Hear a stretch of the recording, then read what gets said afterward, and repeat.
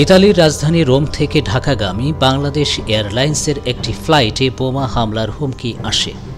হঠাৎ এই হুমকির বার্তা নিয়ে হুলস্থুল শুরু হয়। এই ঘটনার তদন্ত নেমে ঢাকা মেট্রোপলিটন পুলিশ জানতে পেরেছে চাঞ্চল্যকর এক তথ্য। ঢাকার পুলিশ বলছে, পাকিস্তানের একটি ফোন নম্বর থেকে বিমানে বোমা হামলার হুমকিটি আসে।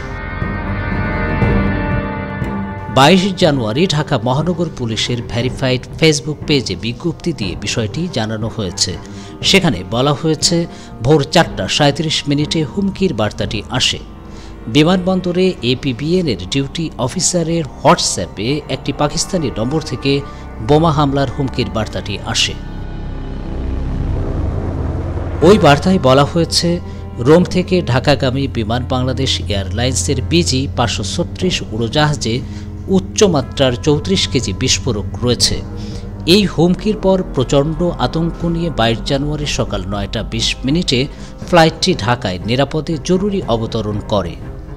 বিমানটিতে ছিলেন 250 জন যাত্রী এবং 13 জন ক্রু। এরপর খুব দ্রুত হুমকি পাওয়া ফ্লাইটটিতে তল্লাশি চালানো হয়।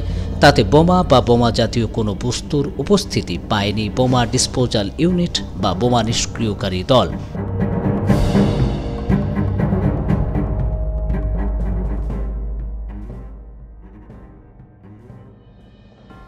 কেউ না বুঝলেও আমরা আপনার প্রয়োজন বুঝি, আর তাই তো অত্যাধুনিক ফিচার সম্বলিত বিভিন্ন সাইজ আর কালারের 250-টিরও বেশি ডিজাইন অপশন নিয়ে ওয়ালটন স্মার্ট ফ্রিজ বোঝে আপনার প্রয়োজন।